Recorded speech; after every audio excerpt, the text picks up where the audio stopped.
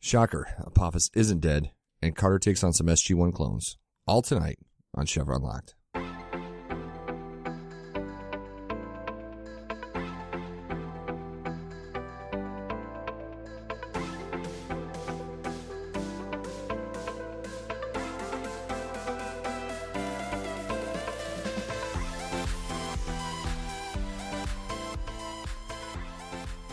Hello, everybody, and welcome back to Chevron Locked, a Stargate-based podcast. We are on episode 19 tonight. For those who don't know why at this point, my name is BC. I am one of your hosts. My other host is the Orko to my He-Man, Mr. Kevin. Thank you. Hey, everyone. I think that's a huge compliment, man. I agree. I love Orko. Who didn't love fucking Orko, man? Right? I know. And Orko got the shaft in that Masters of the Universe movie when they put in, what was his name? Gwildor? Oh, God, you're dredging up horrible memories. I know, but that should have been Orko, dude. I know. Like, that was Orko's time. But nope, Gwildor got it. Well, we have another chance coming, I think, what is it, next year or the year after? I think it's 2019 is what they're slating it for right now, but I know. I heard they just removed McGee from directing it. They did. Sad. So, yeah, that does suck. But then, like, they added David Goyer to write it, which I'm okay with that. Keep him away from the director's chair. Yeah, I guess. Like, he's enough of a comic book nerd that I feel like he could at least capably take care of it, but I would be worried about that. But that's just me, you know? But who else do you get that, like, 15 years ago, I'm like, man, you idiots need to get Peter Jackson on this shit now, you know? But I don't know if he's got it in him anymore, you know? Yeah, that would have been great. I mean, because that's what it is. It's a sorcery, medieval, space, operatic amazingness. That's what that movie should be. Yeah, no, you're not wrong. That's like some alternate Middle Earth shit. Yeah, it is. It's like a more badass version of Middle Earth. Oh, yeah. You know? Anyway, that's not neither here nor there. I just wanted to tell you I like you. That's all. I like you as much as I like Orko. So tonight we are, like I said, episode 19. We are looking at Joel and R's Memories, the Devil You Know, and Foothold. That is episodes 56, 57, and 58, and specifically 12, 13, and 14 of season 3. And we do reach the halfway mark here. With I think Devil You Know is about the halfway mark for season 3, dude. Yeah, I'm pretty sure it was a cliffhanger with Joel and R's Memories. Yes. You know. That's just crazy, dude. Halfway done with season 3. Oh, it's nuts. I know. Nuts. It's been so good too. So before we get started tonight with those 3 episodes, there's a couple things we wanted to talk about.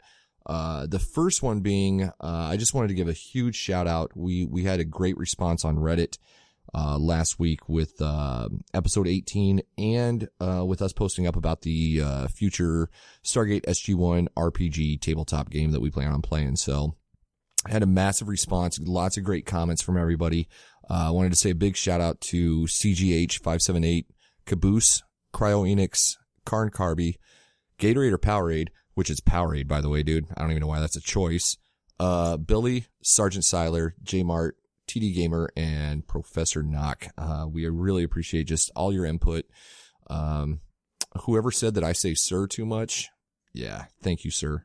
I owe you. Sorry, sir. Sorry, sir. I'm totally gonna stop, sir. Seriously, half the time I don't even know when I fucking say that shit, you know?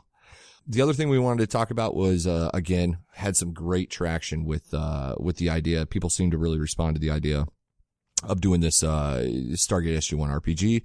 Had a bunch of comments on Twitter and a lot of good feedback on Reddit. So that is something that we are moving forward with. For anybody that has already joined up on the Discord, we've already started posting up some information about it. We're working on a time to get everybody in there, but I think Kevin and I both kind of wanted to say like this next week, at least until this weekend is going to be kind of final call for anybody that would be interested in playing. We do have a good group of people already on board looking to play. So just kind of wanted to say final call, this week on that. And then we are going to start hammering out details about, when we're looking to record that and, try to find time that everybody can play with that, you know? It really is a more the merrier type situation. You know, we Absolutely. want it to be more story based than math. So it's going to try to make it go quick and easy. And for people that don't have any experience, it should be a good, onboarding opportunity. Yeah. See, and I'm not about the math on something like that. I would rather just be able to have the story-driven experience on that, Yeah, exactly. You make a decision, you roll some dice. Does it work? Great. Does it not? Great. Yep. No, I'm all on board for that. I'm just not in the mood to crunch numbers necessarily. No, don't worry about it. There's going to be a good chance I may be drinking as well, so crunching numbers may not go along well with me. But that's me. So yeah, that's all we wanted to say about that. So definitely hit us up on Twitter, hit us up on Reddit if you're interested and you haven't already reached out already. So we'll definitely get you included in the list that we have going, and we look forward to playing with you guys. So tonight, like I said, episode 19. We're going to start with Jolinar's memories, and you're right. We kind of had a 2-part episode here between Jolinar and Devil You Know. You want to walk us through that, Kev? Yeah, my description basically covers both of them because they're the same show. They're the same episode. I agree. So Jolinar's memories, The Devil You Know, in these two, Sam's dad gets sent to hell. The gang decides they have half a plan, so they're going to run in and save him. No surprise, the plan fails. They're stuck in hell. Teal'c blows up a moon, killing the devil, and lets Apophis free again. Wait, what? Apophis is alive? I didn't see it coming. Dun, dun, dun. Complete shock. So you said something last week, right as we were finishing, I kind of talked about what we were going to look at, and you were like, oh, I'm going to have plenty to say about those. And I didn't exactly, because I didn't remember them, So then once I started watching it, I'm like, cheated. And here we go. Oh, you did? Yeah, a little bit. I looked ahead enough to see that the guy that plays Apophis was in this one. You dirty, dirty bastard. Yeah, whatever. That's all right. I'm over it, brother. So yeah, if you want to, we'll just talk about both of these as one episode.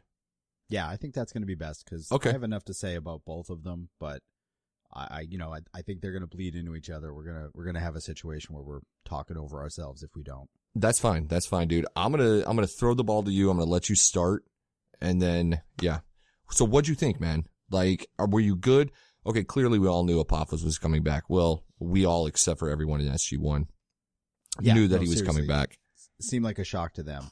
But really, these were 2 really good episodes as far as I'm concerned. I really enjoyed them. I can see how it was a cliffhanger over this mid-season break. I thought it was a dark look at some of what can back up the fact that these people are playing gods.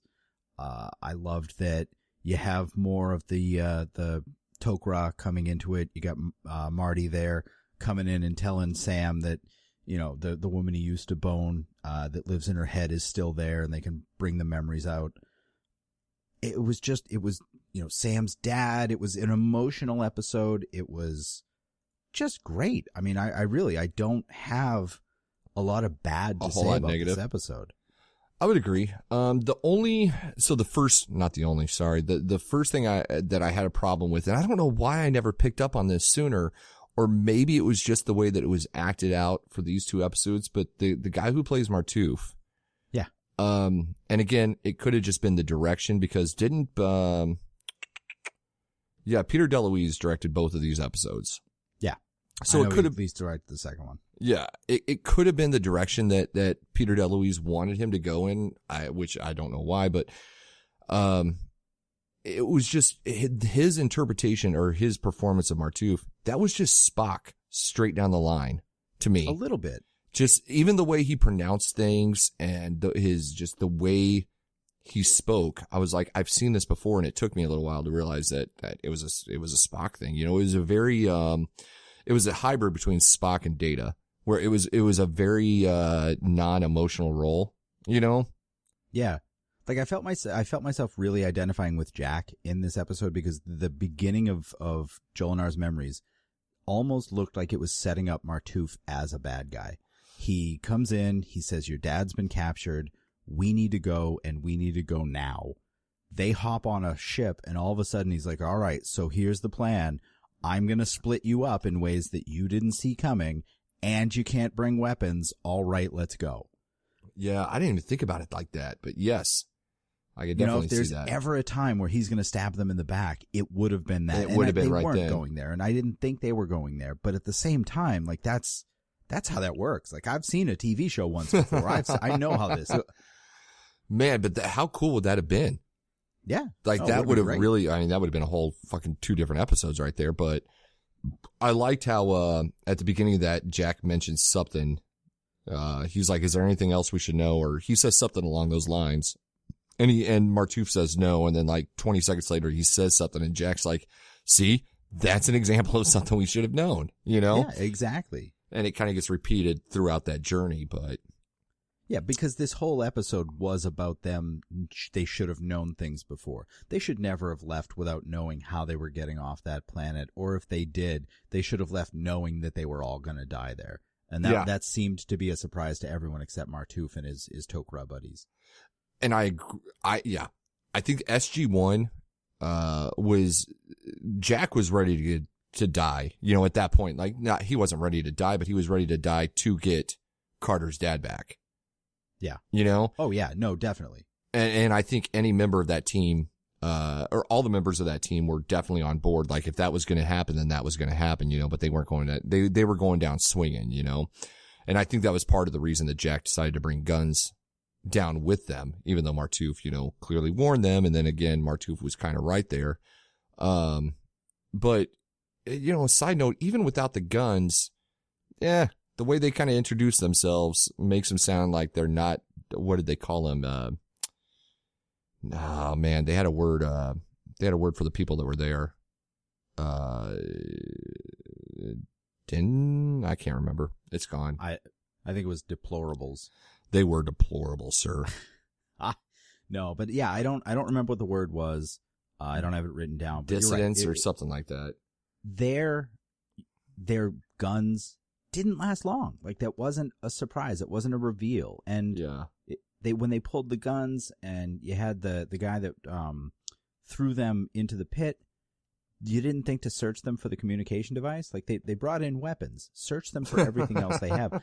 Take their shoes. I mean, you're walking around on volcanic rock. You got to be cutting up your feet. Yeah. I didn't even think about that, but yes, you're right. There was no pat down done. No, there was nothing. At all. I will say that whoever they got to play Bynarr, like, that was one scary motherfucker.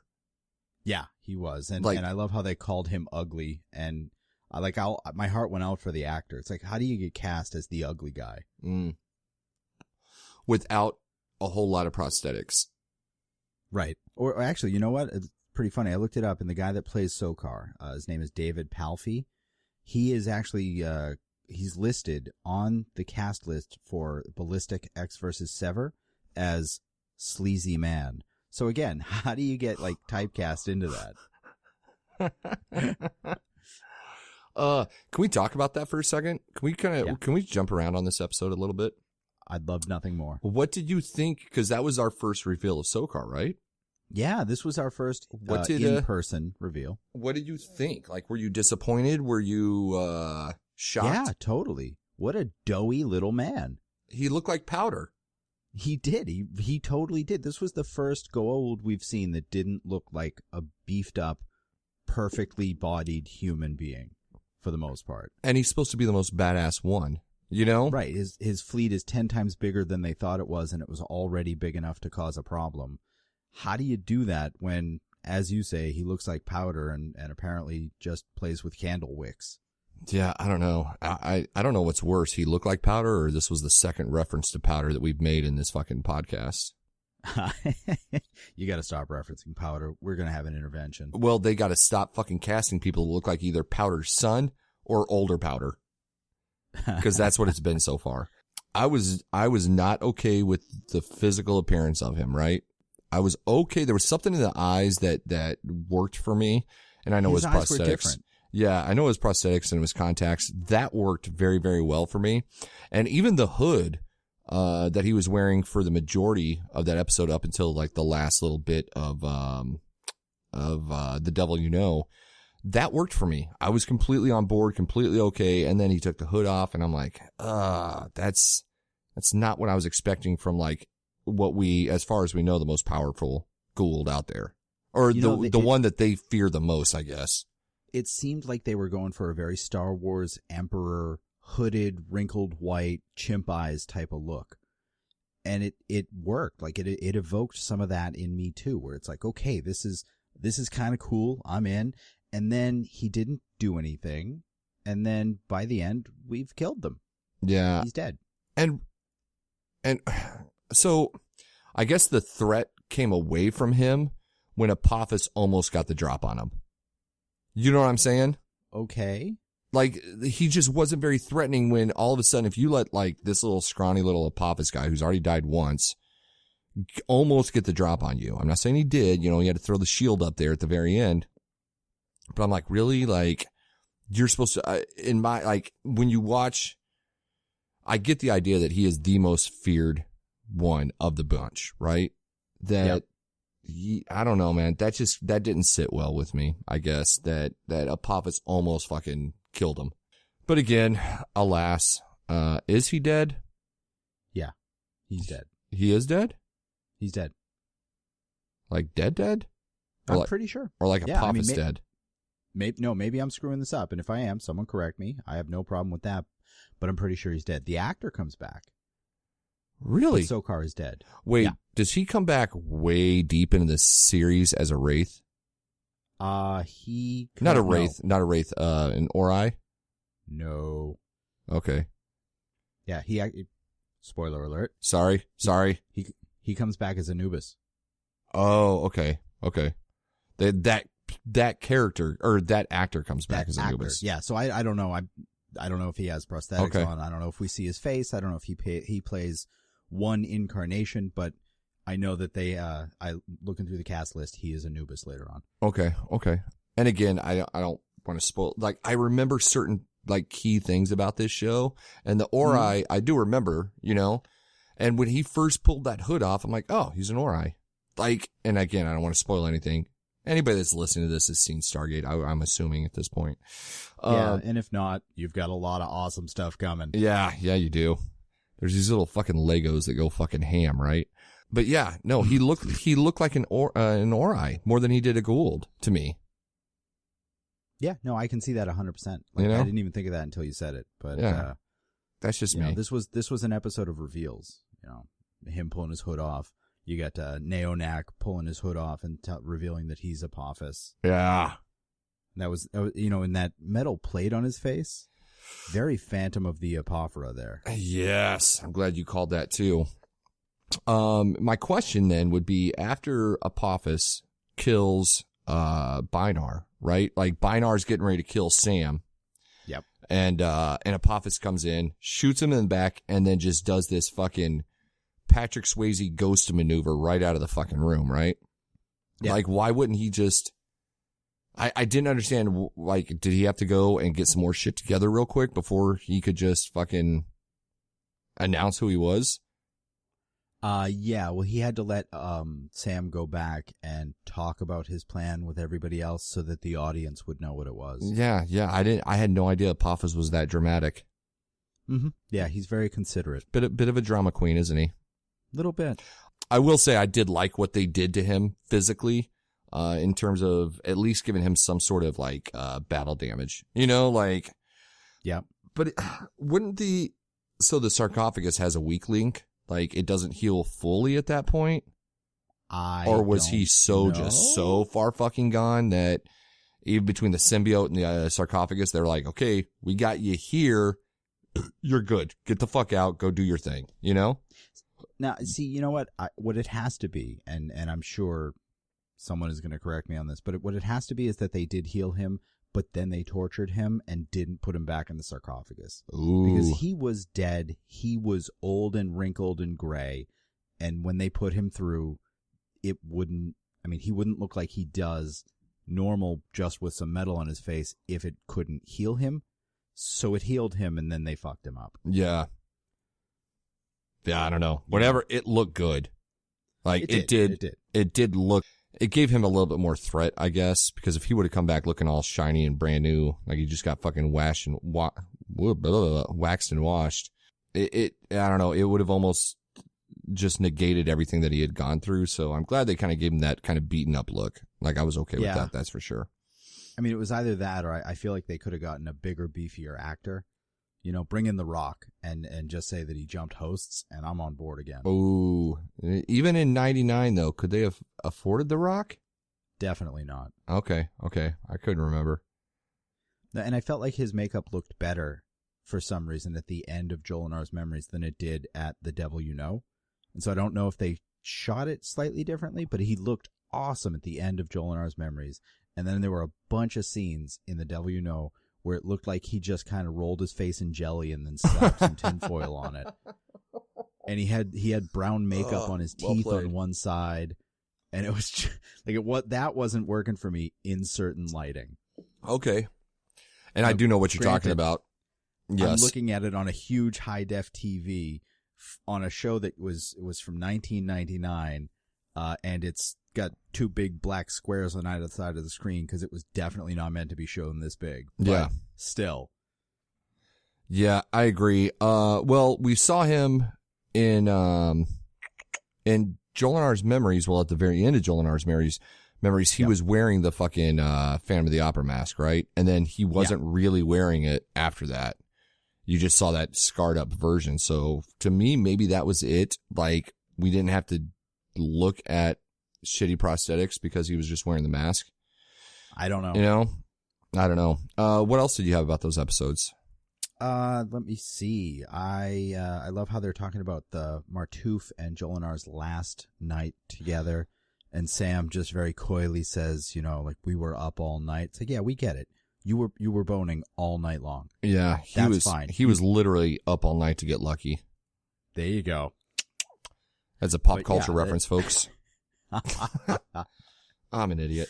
No, that was actually really cool. I also like that they had the ability to kind of tone down those memories a little bit, you know?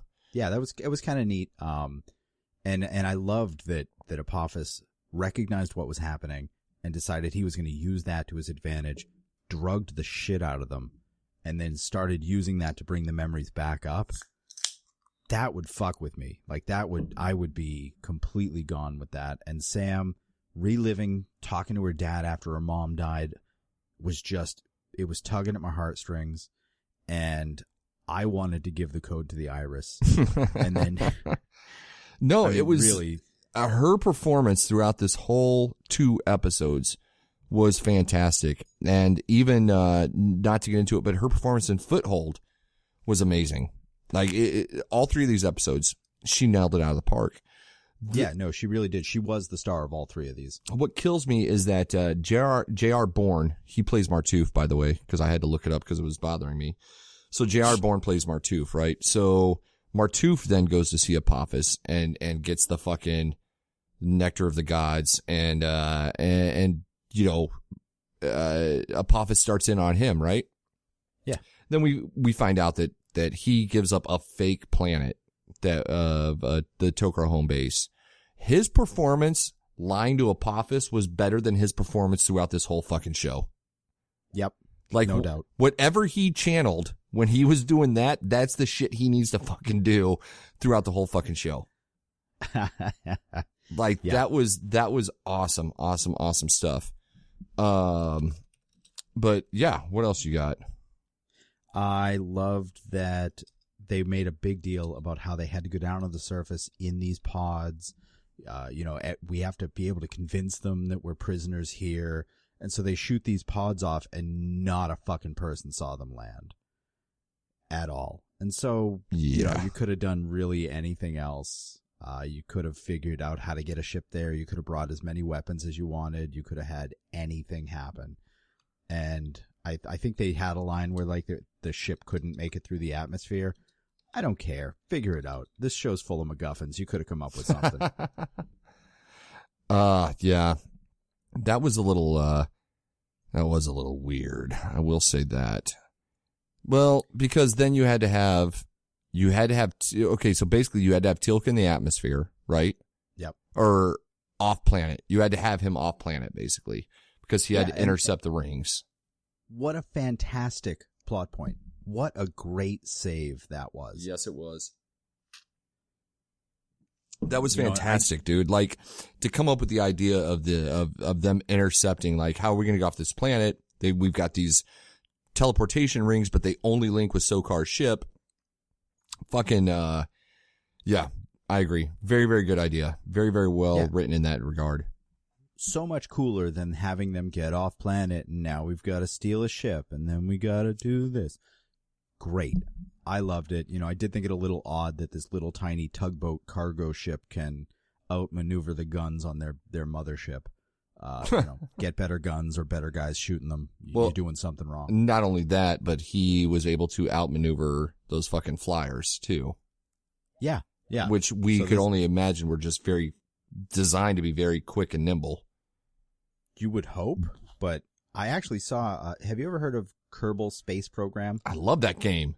Okay. So someone built the Earth version of the gliders in that to spec. And the whole thing just will not fly. It's just, the weight is so wrong. The thrust is just awful. So the whole thing won't fly unless they add like a 15-ton weight completely off center and make it invisible. And then it'll fly fine. Okay, one, that is far too awesome that somebody did that in Kerbal. Like, far too awesome. So we're going to go off topic just for a second here. I just want to speak to how good Kerbal Space Program is. I have spent more time watching live streams on Twitch of people playing Kerbal Space Program than I have actually spent playing Kerbal Space Program. Because Same here. When you watch people play it, like when you watch people that thoroughly understand that game, it's so entertaining to watch. It's incredibly entertaining to watch. But yeah. Oh, I cannot even wrap my head around some of the things that people are able to do in it. I can't even reliably, do anything without exploding. Oh yeah. I kill like 22 Kerbals every time I launch. Like it just goes down in flames. But no, good. I didn't know that. I'm going to have to look that up on YouTube and see if I can't find a vlog of that. Put a link in the show notes. I will. What was it? You had mentioned something that reminded me of something and I can't remember now. So that's gone. But yeah, I got nothing. Sorry. What were we talking about? We were talking about the flying. We were talking about, anyway, what else you got for that? So this episode has, it's definitely one of my top 5 lines in this entire series. It's when Teal'c at the end looks at the other Tok'ra and he's like, I am as surprised as you that we survived. Yes. Yes. That's just so great. That is just typical Teal'c. You gotta smile. I love the guy to death. Yep. I totally agree. We had that line and we get a great line in Foothold that we'll talk about here soon. Both of those were just fantastic lines, fantastic deliveries, like great writing. Absolutely great writing in both of these, and in Joel and R's Memories and Devil You Know. Written by different people too, by the way. That's weird. Really? Yeah. That's kind of cool. Written by 3 different people. But, fantastic stuff, man. I absolutely loved. And I agree with you. Joel and R's Memories was probably a little bit better for me. Only because, like, if Sokar's dead, which after I watched that, I was under the impression that we were going to get a little fucking pull of the rug magic trick via Apophis, then Joel and R's Memories is a better episode to me because Sokar just got ripped off as a villain. If that's the case. Like, if they built him up to be the big baddie, right? And then it just ends like that, I was like, eh. Yeah, I felt let down. I really did. Because you're right. They did build him up. We spent an entire season where even though he wasn't in any of the episodes, he was talked about in almost all of them, or at least referenced in almost all of them. You've got the one in Demons where he sent the Unas to get the people. You got Flash Gordon talking about how he's working for Sokar to free his kid. Mm-hmm. Just everything about it was building him up as the bad guy. And in every one of those episodes, they were also like, yep, Sokar's the bad guy. Good thing Apophis is good and dead and buried and we'll never see him again because there's no way to ever bring him back, even though we heard he's alive. And we also know that sarcophaguses exist. That was a mouthful. Really awkward dialogue in all those. Yeah. And the problem is that they built him up to be a bigger threat than Apophis. And yet Apophis, who was half dead, beats him. And doesn't really even beat him, just escapes faster than he does. Yes. Like that is now a problem for me because again, I was kind of in the assumption. I'm like, oh, they're just going to pull they're trying to pull the wool over our eyes. He'll show up later, that type of thing. So, Other than that, man, I agree that both of these episodes are good. Jolinar's Memories was just a little bit better for me. You know, I just thought that all the acting was a little bit better in Jolinar's Memories. No, and I also feel like The Devil You Know was a little stretched out. Like, I feel like they had an idea for an episode and a half. And like it's like the Marvel Netflix series, you know, make it 8 episodes. I'd be on board. If they had made this an episode and a half, I would have been on board 100%. Yeah. I still am, but it would have been a little better, little better paced, a little sweeter. Because like you said, when they send them back to the cell, there were a couple of scenes that didn't move the story forward and could have been cut for expediency. I agree. Don't get me wrong, man. I really did like him, but I just felt like Sokar got a bad deal. Just like who's the older lady that we got the end of the run last week? Oh, Linnea. Yeah, like Linnea. Like, you build up like this massive villain, and then you just fucking faded away, you know? Like you didn't understand how to write like a game-changing ending show, you know? Or how to reliably keep that character alive for a little bit longer, you know? Yep. But again, that's exactly it. Yeah, that's my biggest gripe about it. So, any other notes about those two? No, nothing else. All right, let's move on to Foothold.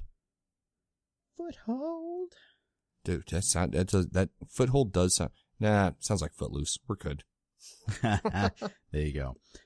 So in Foothold, the gang returns to the SGC to find Hammond awkwardly wearing a human suit. They drag him away to the infirmary, drug them, and Sam and Teal'c wake up, bust out, and she goes and brings in the most useless version of Maybourne we have ever seen, who does nothing at all to help except stand there like a little child whose parents are yelling at him. The bad guys get away, and then we never see them again. The end. That was a good recap, actually. Other than the Maybourne thing, I thought that he got utilized fairly well in this episode. I think Maybourne is one of my favorite characters, but Maybourne, his goal in life seems to be to just stick it to the SGC. And he is given the golden opportunity to do that by Sam. And instead, he plays by the book. But Sam saved his life on the plane. And yeah. Maybe he had a fucking small turn of heart there, buddy. Like, maybe for a moment, Jackass Maybourne, and I agree that he is a fucking jackass. Like, that's the way the character's written. And it has to be that way. You have to have that presence on the show. Maybe he had just a slight change of heart, that he didn't want these people to fucking die, or maybe even himself to die. You know, maybe it was a fight or flight situation there. Listen, I'm just talking about him calling in Hammond and Jack and Daniel when Sam came to him and was like, "We have a foothold." Fucking do your job, dude. We got a foothold. Take down the SGC. That's true.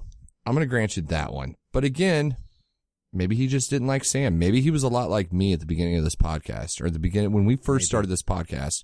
Sam could do no right in my book. You know, you're right. He's the Grinch. His heart grew 3 sizes that day because he accidentally ingested some of the tetrachloroethylene that leaked in level 23. Okay, one, I'm going to give you a point for correctly pronouncing that shit. Like, that is fucking good job on you, because I tried writing it down. I was like, fuck it, that liquid. That dangerous, gassy I got it in my liquid. Notes like 6 times. Yeah. Because I looked up what it is. I looked up what it does. I looked up its side effects. Because I'm that type of guy that when you tell me you've got this poisonous tetrachloroethylene, I'm like, no, definitely not. I know you're using it wrong. Okay, so spoil me. Did they get it right? It's used for dry cleaning. Wow. And, I mean, yeah, it's toxic, but at the same time, the side effects are like itchy skin, runny nose, vomiting. Yeah, but not hallucinating aliens on your home planet. Yeah, but that word is pretty fucking badass.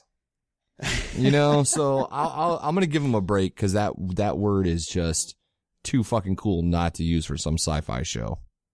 Oh no, they've been exposed to dihydrogen monoxide. And that could kill them. Which begs the question, what was all of it doing there? who do you think cleans those uniforms? That's, well, I thought it was Carter, but apparently not. All right, you know what? We're gonna have a talk after this because women are awesome and can do anything and everything. Okay, one. And you can shut your face. I was not implying that they couldn't. All right. I just don't like Carter all that much. I'm starting to love her. I really am. And this episode, these 3 episodes were kind of the tide turning for me, at least. Good. I will.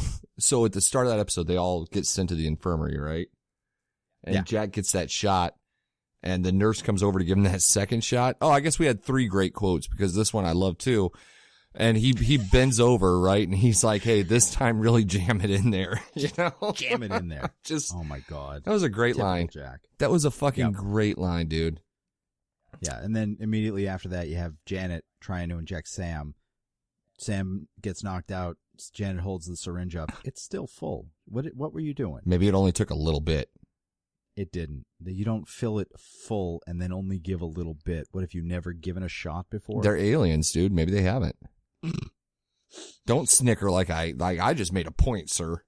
I said no, you didn't. I said because she has Janet's knowledge. Because Janet is hooked up to the machine that gives them the knowledge. Boom, lawyered. Yeah, but I just said sir again, so I just had to apologize for that. Cut it. This is going to be a running joke. And then Teal'c wakes up.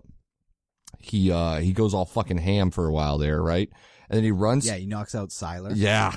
He runs. And Sylar is such a nice guy that when Teal'c knocked him out, Sylar, even unconscious, helped Teal'c put him on the gurney. Uh-huh. You noticed that, didn't you? I did. All right. Go ahead. I didn't mean to No, you're interrupt. good. So Teal'c goes to that fucking weapons locker, right? Or weapons room, starts grabbing weapons. I don't know if you noticed, but the fucking music in this episode was some of the best music I've heard in the Stargate series so far.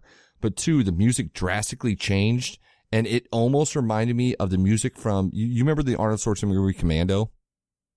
Mm-hmm. Okay, when he gets to the beach to go rescue his daughter towards the end of the movie, he suits up right there on the beach, right? He just opens up his duffel bags and he's grabbing all these guns and grenades and all that type of shit. That music was almost identical to me. Like that's awesome. Yeah, I heard that and I'm like, oh shit, we're going to war, Teal'c. You know, like this is great. And Teal'c was fucking a badass in that whole episode. Yeah, or at least the first half shot. of it. Yeah. That motherfucker fucking rocked shit that episode, man. Like he was just knocking people out left and right. And God, I love a good Teal'c episode. I really do. This wasn't quite a Teal'c episode necessarily, but man, just he nailed it for me. I love that. Yeah. No, this was definitely more of a Sam episode. And I agree with you about the music, but I do think that the other side of that, the cuts in this were so hard and so awkward. Like it wasn't the normal commercial transitions that we see. It was just like mid-scene, boom. All of a sudden it would be a hard cut and then we'd be outside of the plane or whatever when we come back to it. So I don't know. I think this needed another pass through editing. I didn't notice that, to be honest with you.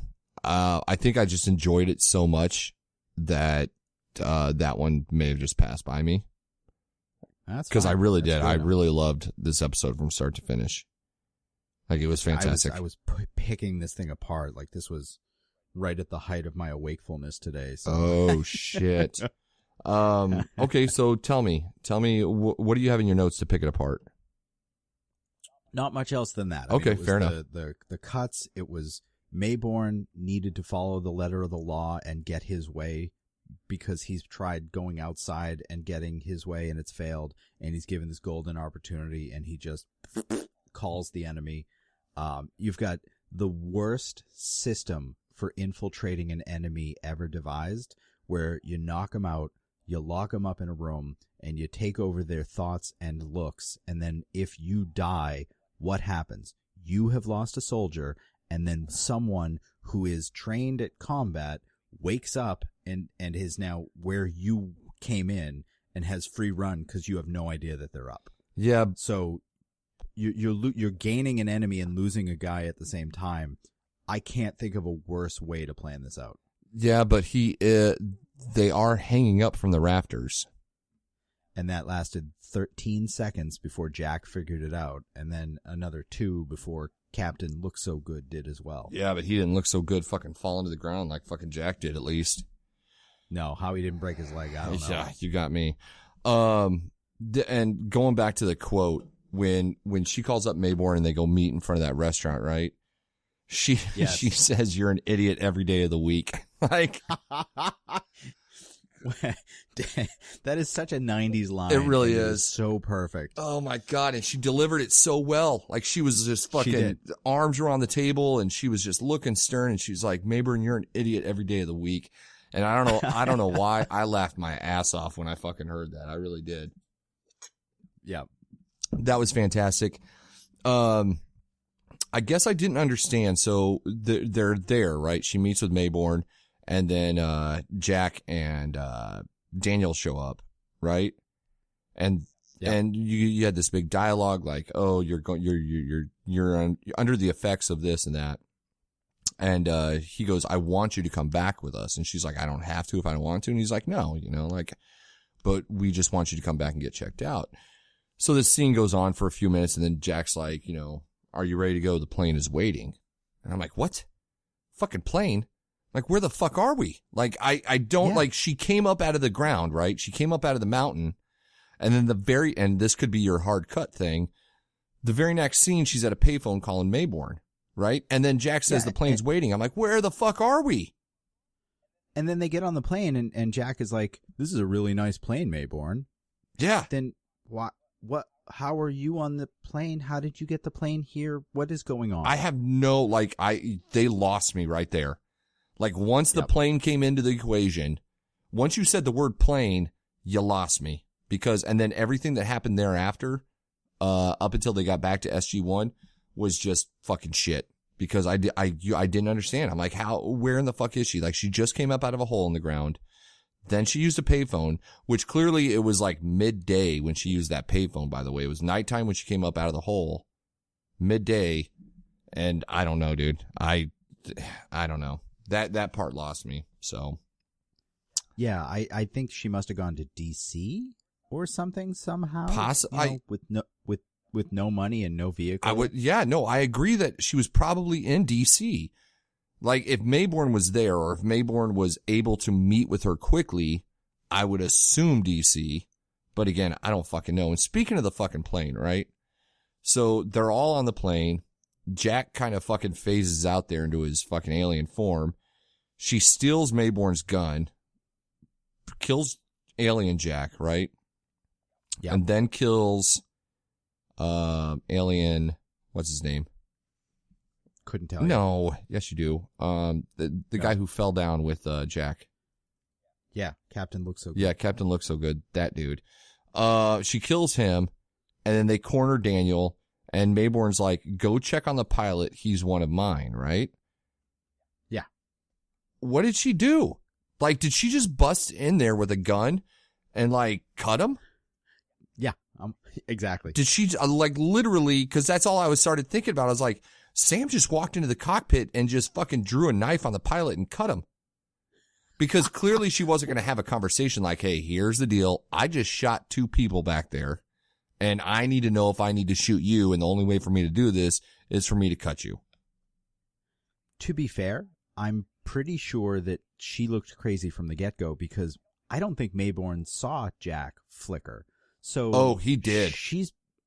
But he didn't react, and then when she shot Jack, Mayborn gave her a look like, "What the fuck is going on?" Like, he just took some bad acid, and he is like, "Oh my God." No, I think he did, though. I think that when he phased, because the camera immediately cut to Mayborn and then cut to Carter, my take of that was that they both saw it, but she, because of what she does for her job and what she sees on a weekly basis or an everyday basis, she wasn't nearly as phased as Mayborn was. Does that work? Does that fly? No, that flies. Okay. That flies. I'm sorry. So I looked up who Captain Looks So Good is. Davis. Yeah. Davis, and I just got kind of lost in IMDb here. Dude, IMDb is almost as bad as YouTube is sometimes. Because his picture on IMDb looks nothing like him in SG-1. Absolutely nothing like him. He looks like he belongs in the woods of New Hampshire, living off of whatever raccoons he can kill and eat. Good for him, though, man. Like, really, what's his name? You know? Colin Cunningham? Is that his name? Yeah. Keeps him nice and active. We're gonna have to raccoons. we're gonna have to look at this. Was he the actor in The Sixth Day? Sure. There's a bunch of Colin idea. Cunninghams. That sucks. Yeah. He's in Falling Skies. Oh yeah, nope, that was him. Yeah. Yeah, you're right though, dude. That is that looks like Southern Arkansas living in the woods type of look. Yeah, like he's Walking Dead, driving a motorcycle with some meth on the front, Merle type of stuff. Yeah. Oh, he was in Falling Skies. That was the other big thing he did. Good for him. No movies, so he's a TV actor. There you go. Yeah. So yeah, I guess that bothered me. Like, just wanting to know how she checked the pilot. Yeah, she definitely cut him. Yeah, I don't know. Besides the plane thing, which again, I'm done ranting about the goddamn plane, but besides the plane thing, I thoroughly love that episode. Pardon me. We did get a little bit of a bullshit ending with the aliens though, Yeah, that's my biggest complaint with this, is that they got away and we never see them again. Yeah, not only that, I don't know. It seems like, and maybe, I don't know, maybe it's just me, but they seem like we get a lot of one-offs on aliens.